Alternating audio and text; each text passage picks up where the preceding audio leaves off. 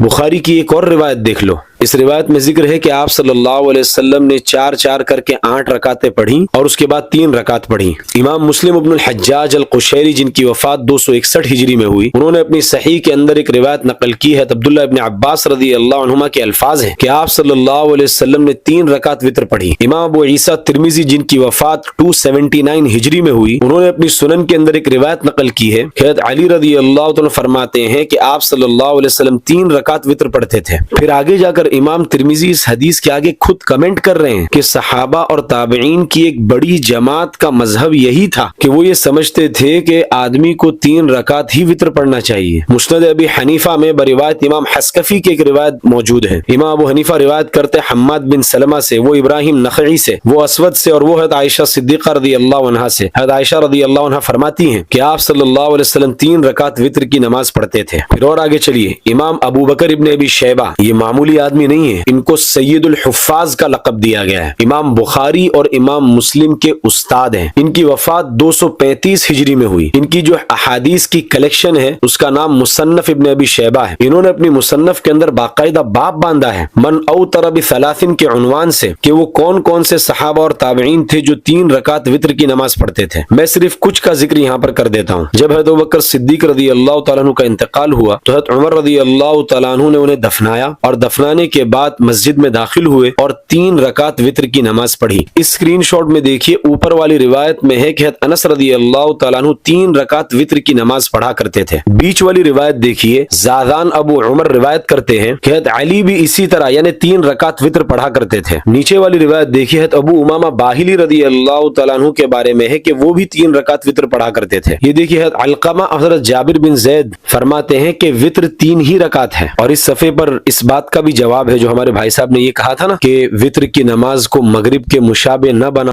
رسول اللہ صلی اللہ علیہ وآلہ وسلم نے فرمایا کہ اپنی وتر کی نماز کو مغرب کی نماز کی طرح ادا مت کرو۔ تو اس کا مطلب کیا تھا؟ تو حضرت عائشہ رضی اللہ عنہا کی اس روایت سے اس کا بھی مطلب سمجھ میں آتا ہے۔ حضرت عائشہ فرما رہی ہیں کہ وتر کو تنہا مت پڑھو، بلکہ اس سے پہلے 2 یا 4 رکعت ملا لو۔ یعنی مغرب میں چونکہ ہم کوئی اور نماز ملا کر نہیں پڑھتے ہیں، تو اس سے ڈفرینشیٹ کرنے کے لیے وتر کے اندر آپ پہلے 2 رکعت تہجد کی پڑھ لو یا 4 رکعت تہجد کی پڑھ لو، اس کے بعد وتر کی نماز پڑھو۔ یہ مطلب ہے ڈفرینشیٹ کرنے کا۔ اور پھر احناف کے یہاں تو وتر کی نماز میں دعائے قنوت بھی ہوتی ہے اور مغرب کے اندر دعائے قنوت نہیں ہوتی ہے۔ یہ بھی تو ایک ڈسٹنکشن ہے دونوں میں۔